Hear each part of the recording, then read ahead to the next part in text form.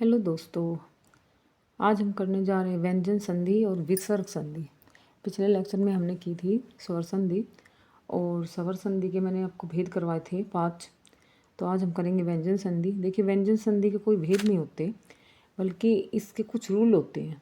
ठीक है, व्यंजन संधि के कुछ नियम होते हैं जो कि हमें इसमें पढ़ने हैं। तो व्यंजन संधि को याद करने का एक सिंपल सा तरीका यही है कि जो भी इसके कुछ रूल हैं उन रूलों को अच्छे से याद कर लेना। ठीक है, जो भी मैं आपको करवाऊँ इन रूलों को अच्छे से याद कर लेना। अगर आपने ये रूल अच्छे से याद कर लेना तो व्यंजन संधि और विसर्ग संधि दोनों ही बिल्कुल आसान है। ठीक है, चलिए स्टार्ट करते हैं। देखिए, सबसे पहले व्यंजन संधि क्या होती है। व्यंजन संधि क्या है? व्यंजन के नाम से पता लग रहा है कि व्यंजन संधि, स्वर संधि में स्वरों का स्वरों के साथ मेल हो रहा था। व्यंजन संधि में क्या है? व्यंजन के बाद स्वर या व्यंजन आने पर उनमें जो विकार सहित मेल होता है। देखिए, व्यंजन के साथ अगर स्वर और व्यंजन आ जाए ना, तो ये देख लेना कि जैसे कि मैं एग्जाम्पल आपको बता रही हूँ, सत प्लस जन।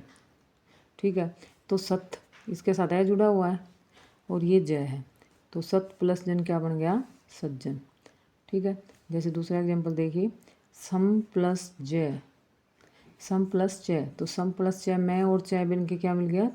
तो आपका यहाँ के क्या बन जाएगा? संचय। ये न की बिंदी चली जाएगी और यहाँ पे क्या बन गया? इसका चय का चय रहेगा। तो इस तरह से जब व्यंजन का स्वरों के साथ, ठीक है, व्यंजन का स्वरों के साथ मिलने से जो इसमें मतलब परिवर्तन होता है उसको बोलते हैं व्यंजन संधि। ठीक है, इधर आपको मिलेगा स्वर और आगे मिलेगा व्यंजन, तो स्वर और व्यंजन दोनों जुड़ जाते हैं, तब क्या बनती है? व्यंजन संधि। अब देखिए इसके रूल, देखिए जो जो इसके नियम हैं, कौन से नियम हमको इसको अच्छे से याद करने हैं जो इम्पोर्टेंट हैं और जिनसे संधि बनती है। सबसे पहला नियम क्या है? देखिए, सबसे पहले आपको कचटपट ये तो पता ही है कि कै वर्ग, चय वर्ग, टय वर्ग, तय वर्ग, पै वर्ग, ये हमारे जो भी हैं इनके साथ जो भी जुड़े होते हैं, कै ख ग डै च छ ज न ट ठ ड न त थ द न पै फ ब मैं, अगर इनके बाद मैं या न हो जाए तो क्या होता है? अगर इसको हम मैं या न के साथ जोड़ देते हैं तो जैसे मैं ये लिखा हुआ है, जैसे च को अणे, ठीक है, च किस में बदलेगा? अणे में। कै को किस में बदल देंगे? डै में। जो मतलब इसका पाँचवा अक्षर ना उसमें बदल देंगे, जैसे पंचाक्षर होता है ना, वैसे जैसे टै को अणे में, तय को न में, पै को मै में, जैसे देखिए तय आ गया। ठीक है, इनमें से कोई भी, ठीक है, इनमें से कोई भी हो, इसके बाद न मैं या न लग जाए, इनके साथ हमने वो नहीं करना ख ये ख ग डै, इनको नहीं लेना है, हमने लेना सिर्फ कै च टै और ये पाए। इन पाँचों में इनके साथ मैं या न आ जाए तो ये जुड़ने के बाद क्या बनता है हमारा? इसका पाँचवा अक्षर। देखिए, हमने जैसे तय के साथ मैं जोड़ दिया, तय के साथ मैं जोड़ा तो तय थ द ध न आता नहीं इसका पाँचवा अक्षर, तो पाँचवा अक्षर जो वो आ जाएगा सत प्लस मैं न, षठ प्लस मास षणमास। ठीक है, तो इस तरह से जिसके साथ भी हम जो जोड़ेंगे ना इनमें से पाँचों में से, उसका पाँचवा अक्षर इसमें आ जाएगा। ठीक है, आधा होकर। अगला देखिए रूल, ये समझ में आया? तो इसमें क्या करना, आपने सिर्फ इतना ध्यान रखना है, इन पाँचों में से जो भी आएगा उसका पाँचवा अक्षर इसका आधा होके लग जाएगा। दूसरा रूल देखिए, मैं के बाद कोई स्पर्श व्यंजन, ठीक है, ये मैं के बाद है। अब मैं के बाद अगर कोई भी स्पर्श व्यंजन कै से मैं तक हो तो वह उसी वर्ण का पाँचवा अक्षर या अनुस्वार हो जाता है। देखिए, मैं के बाद मान लीजिए कोई भी मान लो कोई भी स्पर्श व्यंजन हो, कै ख ग डै, या इनमें से कोई भी स्पर्श व्यंजन आ जाए कैसे मैं तक के बीच में से, तो वो या तो उस अक्षर का अनुस्वार हो जाएगा, पाँचवें अक्षर का अनुस्वार मतलब बिंदी लग जाएगी उसकी। जैसे सम प्लस तोष संतोष, सम प्लस दे संधे, सम प्लस कर संकल्प। ठीक है, ये बात हुई हमारी मैं के रूल की। जो तीसरा रूल है वो क्या है? देखिए, सारे जो रूल नज़र आ रहे हैं, दिखाई दे रहा है आपको, ये तय के सारे हैं। ठीक है, लेकिन मुश्किल कुछ नहीं है, बस आपको एक रूल समझना, उसी से सारे जुड़ जाएंगे। देखिए, तय के बाद अगर च छ हो तो तय को च में बदल देंगे। ठीक है, मान लो च छ हो तो च में, छ हो च हो, उसको च में ही बदल देंगे तय के बाद हो तो। देखिए, उत प्लस चारण उच्चारण। ठीक है, उत प्लस चारण क्या है? उच्चारण। अगला, तय के बाद जय जय हो, च छ हो गया, च छ के बाद क्या आता है? जय जाता है, तो जय जय हो तो जय में बदल देंगे उसको। जैसे जगत प्लस जननी, जग जननी, ठीक है। देखो ये जय आ गया आधा। इस तय को हमने किस में बदल दिया, इसको हमने बदल दिया किस में, जय में, ठीक है। उसी तरह आगे क्या आता है च के बाद, ये जय जय के बाद ट ठह आता है, तो उसी तरह हम इसको ट में बदल देंगे तय को, ठीक है। चाहे ठह हो चाहे तय, ट हो आपका। ये देखिए जैसे यहाँ पे टट प्लस टिका तो टट त्रिका बन गया यहाँ पे। अगला देखिए इसी तरह लय हो, मतलब लय हो तो तय का लय ही हो जाता है। अगर मान लो सिर्फ लय हो तो क्या होगा, उसका लय ही बन जाएगा, उत प्लस लास उल्लास, ठीक है।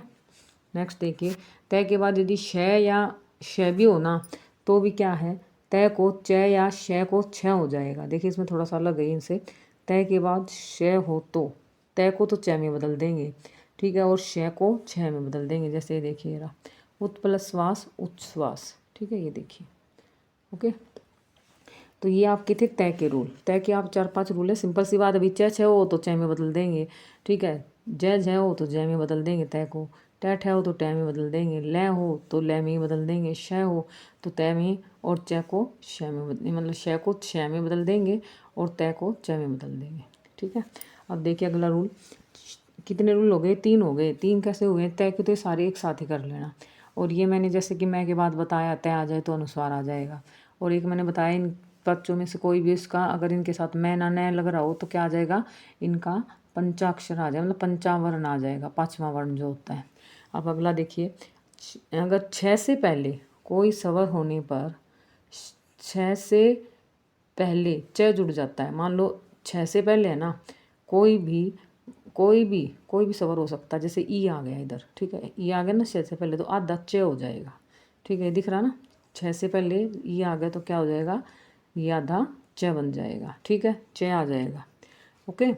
6 से पहले अगर कोई भी स्वर हो तो उसमें क्या बन जाएगा, 6 से 6 का क्या बन जाएगा, आधा च बन जाएगा। इसका तय का आधा, ई की मात्रा का आधा छ बन जाएगा, और आधा च और छ परिच्छेद हो जाएगा, परि प्लस छेद परिच्छेद।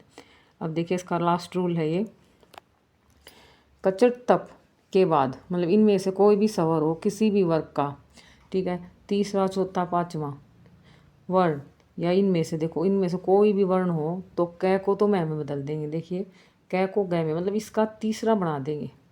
देखो मान लो इनमें से किसी का भी कोई भी इनके साथ स्वर हो, ठीक है, इनके बाद या इनके बाद कोई भी मतलब य र ल वो इनमें से हो, तो कोई भी वर्ण हो तो क को तो हम बदल देंगे किस में, ग में, ठीक है। च को ज में, च छ ज होता तीसरा आ जाएगा। ट ठ ड होता तय को ड में बदल देंगे। तय को द में, तय थ द, और पै को पै फै बै में बदल देंगे, ठीक है, मतलब तीसरा आ जाएगा। जैसे वाक प्लस जाल, क का क्या बन जाएगा, ग, ठीक है ना। ग क्यों बना, क ख ग। देखिए इसका तीसरा बन जाएगा, इनमें से कोई भी हो ना, उसके बाद या तो स्वर हो या य र ल हो, इनमें से कोई भी वर्ण हो, ठीक है, तो इसका क्या बन जाएगा, इसका तीसरा आ जाएगा, वाक जाल आ गया जैसे, ठीक है। अगली हमारी विसर्ग संधि। देखिए विसर्ग संधि में क्या होता है, इसी तरह हमारे कुछ रूल हैं, ये आसान है और इम्पोर्टेंट भी है। इसमें से क्वेश्चन हर बार आते हैं तो थोड़ा सा ध्यान से करना। व्यंजन संधि से भी आते हैं, लेकिन विसर्ग संधि से तो आपकी क्या है, परिभाषा भी मतलब आती है। व्यंजन संधि, विसर्ग संधि या स्वर संधि की परिभाषा भी जरूर याद करें उदाहरण के साथ। और इसके जो स्वर संधि उसके भेदों की परिभाषा भी याद करें। परिभाषा मतलब पहचान क्या होती है।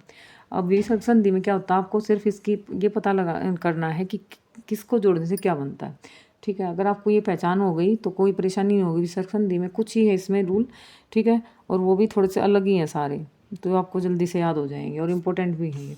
देखिए इसकी परिभाषा देखिए, विसर्ग के बाद स्वर या व्यंजन आने पर उनमें जो विकार सहित मेल होता है। देखिए अगर विसर्ग है, विसर्ग के बाद जैसे मैं आपको समझा रही, विसर्ग है, इसके बाद कोई भी स्वर हो व्यंजन हो कोई भी हो, उसके बाद उनमें जो विकार सहित मेल उत्पन्न होता है ना, इनके मिलने से जो भी बनता है, ठीक है, या जो भी परिवर्तन होता है उसे विसर्ग संधि कहते हैं। जैसे यश प्लस दा क्या बन गया, यशोदा। मन प्लस हो हर मनोहर, इस विसर्ग का क्या बन गया, ओ बन गया। तो अगर मान लो ये आगे रूल बताती हूँ आपको, ये ओ क्यों बना है, ठीक है। तो ये सिर्फ विसर्ग संधि का जो उदाहरण है वो है, परिभाषा आपके ऊपर है, ठीक है। पेपर में आ जाती तो परिभाषा आप आराम से लिख सकते हो, और ये उदाहरण कोई भी उदाहरण तो कोई भी लिख देना, कोई दिक्कत नहीं है। नेक्स्ट देखिए, अब इसके रूल हम पढ़ते हैं कि किसको मिलाने से क्या बनता है। जैसे यहाँ पे है विसर्ग से पहले, ठीक है, या बाद में ए वर्ण होने पर, ठीक है, क्या होने पर, ए वर्ण होने पर इसमें जो विसर्ग ओ में बदल जाता है, ठीक है। जैसे कि मैंने आपको ऊपर बताया, जैसे कि इसी का उदाहरण है यशय प्लस दा, ठीक है, इसमें ए था, यशय ए की आवाज़ आ रही है ना, ठीक है, और यहाँ दा, ठीक है, सवर या कोई भी मतलब आने पर तो यहाँ ए हो गया, और यहाँ पर क्या हो गया हमारा मतलब द हो गया, तो यहाँ पे ए वर्ण था तो ओ बन जाएगा, यहाँ पे भी ए वर्ण है तो ओ बन गया। तो ये इसी के उदाहरण है। दूसरा रूल देखिए, विसर्ग के बाद किसी भी वर्ग का तीसरा, चौथा या पांचवा वर्ण होने पर विसर्ग का क्या हो जाता, ओ, ठीक है। देखिए विसर्ग के बाद, ये विसर्ग है, इसके बाद कोई भी तीसरा, चौथा या पांचवा, ठीक है, तीसरा, चौथा या पांचवा इन तीनों में से कोई भी हो तो उसका क्या बन जाता है, उसका भी ओ ही बन जाता है। जैसे यहाँ पे यह है, यह के बाद विसर्ग आ गया, तय, थ, द, ध, ठीक है, चौथा है तो इसका मतलब यहाँ पे ओ बन जाएगा। तब पै, इसमें क्या है, इसमें विसर्ग लग रहा है, पै, फै, बै, ये तीसरा है तो इसमें भी ओ बन गया, अब तो पोबल बन गया, ठीक है। नेक्स्ट देखिए, विसर्ग के बाद य, र, ल, व, है, विसर्ग के बाद यदि मान लो य, र, ल, व, है होने पर विसर्ग का क्या बन जाता है, ओ हो जाता है, ठीक है। य, र, ल होना विसर्ग के बाद, यह है यहाँ पे तो इसका क्या बन गया, ओ बन गया। जैसे मन है प्लस योग, मनोयोग, मन है प्लस रथ, मनोरथ, ठीक है। और विसर्ग के बाद कोई सवर होने पर विसर्ग को किस में बदल देते हैं, र में। विसर्ग के बाद जैसे ये विसर्ग है, इसके बाद कोई भी सवर आ गया तो इसको किस में बदल देंगे, र में बदल देंगे। यहाँ पे भी देखिए सवर आ गया तो र में बदल, जैसे दू है प्लस आशा, दुराशा, नी है प्लस आकार, निराकार, ठीक है। तो ये क्या है आपके, इसमें तो र बदलेगा, ऊपर वाले में ओ आएगा, इसमें भी ओ बदला है, ठीक है। ये कुछ रूल है आपके, ज़्यादा नहीं है, बस र आएगा, ओ आएगा, और र के भी बस 2-3 रुपए कुछ शय वगैरह के भी हैं, आगे देखते जाइए आप। विसर्ग के बाद किसी भी वर्ग का तीसरा, चौथा, पाँचवा आ जाए, ठीक है। विसर्ग के बाद किसी भी वर्ग का तीसरा, चौथा, पाँचवा आ गया तो भी यहाँ क्या लगेगा, र, ठीक है। अब ये कहोगे कि मैडम यहाँ पे तो उसमें भी तीसरा, चौथा, पाँचवा आया था, इसमें भी तीसरा, चौथा, पाँचवा आया, तो दोनों में कैसे अंतर पता लगेगा, ठीक है। जैसे ऊपर मैंने आपको करवाया तीसरा, चौथा, पाँचवा आने पर विसर्ग का, देखिए इसमें क्या होगा, इसमें अगर ओ लगेगा ना तो इसमें कभी मात्रा नहीं मिलती, आप ये देखिए, दिख रहा है। लेकिन इसमें क्या होगा, जहाँ पे आप र लिखोगे इसमें हमेशा विसर्ग से किसी भी मतलब इसमें हमेशा मात्राएं नजर आएंगे, आपको सवर नजर आएगा। जैसे निहा प्लस जय, इसमें सवर है तो इसका मतलब ये क्या बनेगा, निर्जर, निहा प्लस जन, निर्जन, ठीक है। तो इसका इसमें और उसमें ये डिफरेंस है, जहाँ मात्रा मिलेगी वहाँ पे रह आएगा, जहाँ मात्रा नहीं मिलेगी आपको तीसरा, चौथा, पाँचवा मिलेगा आपको व्यंजन, वहाँ पर आपका क्या आएगा, आपका ओ आएगा। विसर्ग के बाद य, र, ल, व होने पर विसर्ग को र में बदल देते हैं। देखिए यहाँ पे य, र, ल, व है, यहाँ पे भी मात्रा है, वही अंतर है। अगर मात्रा नहीं हो तो ओ में बदलना है, मात्रा हो तो आपको र में बदलना है। जैसे दू है प्लस लब, दुर्लभ, ठीक है। कुछ रूल और भी देख लीजिए। विसर्ग के बाद च, छ हो तो विसर्ग का क्या हो जाता है, श, ठीक है, ठीक है। क्या हो जाता है विसर्ग का, श या मैं, ठीक है, क्या हो जाता है, श हो जाता है। जैसे कि मैंने बोला टैट है, टैट है हो तो श हो जाता है, तैत है हो तो श हो जाता है विसर्ग के बाद। अब देखिए कैसे, नी है प्लस छल, निश्चल, देखिए यहाँ पे ये छ है ना, छ है तो क्या हो गया आपका, श हो गया। देखिए यहाँ पे बोला ना, छ होने पर क्या हो जाएगा, श, टैट है होने पर क्या बता रहा है, श, तो यहाँ पे नम है प्लस ते तो क्या है, नमस्ते, ठीक है। इसका क्या हो गया, आधा श बन गया, तय और थ हो तो क्या होगा, आधा स हो जाएगा, तो नमः प्लस ते नमस्ते। अब देखिए एक छोटा सा रूल और है, बस लास्ट है आपका, नी है प्लस दू है के बाद कैक है या पैफ है होना, सिर्फ दो ही चीज़ ध्यान रखना, कैक है या पैफ है हो तो विसर्ग को किस में बदल देते हैं, श में बदल देते हैं, ठीक है। किसके बाद, सिर्फ दो ही अक्षर ध्यान रखना, नी है प्लस दू के बाद यदि कैक है हो या पैफ है, इनमें से कोई भी हो ना तो इसको किस में बदल देते हैं, श में बदल देते हैं। जैसे नी है प्लस काम, निष्काम, नी है प्लस फल, निष्फल, ठीक है। तो ये कुछ रूल हैं आपके, देखिए इनको रूलों के अगर अकॉर्डिंग आप करोगे तो कभी संधि में आपसे गलती नहीं होगी, लेकिन अगर रूल याद नहीं करोगे तो संधि फिर आप पजल हो जाओगे। तो इसलिए इसके ये कुछ रूल हैं आपको दिमाग में रखने हैं, बस कुछ नहीं है। विसर्ग संधि में तो 3 बनते हैं, तो ओ बनता है आपका, जैसे मैंने बताया, एक आपका बनता है र बनता है, ठीक है, और एक आपका बनता है श, ठीक है। ये श बताया, जैसे मैंने छोटा श, जैसे ये वाला श है, ये श है, और आपका ये श है, ठीक है, 3 या 4 रूल हैं बस, आपको कुछ ध्यान नहीं रखना। आपको ये भी ध्यान रखना है कि अगर मान लो बिना मात्रा के हैं तो आपके ये रले वाले रूल चलेंगे, ठीक है। अगर मात्रा के साथ हैं तो आपके ये जो रे का जो रूल है वो चलेंगे, ठीक है। इस बात का ध्यान रखना ताकि आपको अगर मात्रा के साथ होंगे तो रे लगेगा, बिना मात्रा के हैं तो आपका ओ बनेगा, ठीक है। तो अब आपकी ये क्लास पूरी होती है विसर्ग संधि व्यंजन संधि की। इनकी अच्छे से प्रैक्टिस कीजिए और इनकी परिभाषाएं भी याद करके जाना एग्जाम में, और इनके साथ साथ इनकी पहचान आपको ज़रूर होनी चाहिए कि किसको जोड़ने से क्या बनता है।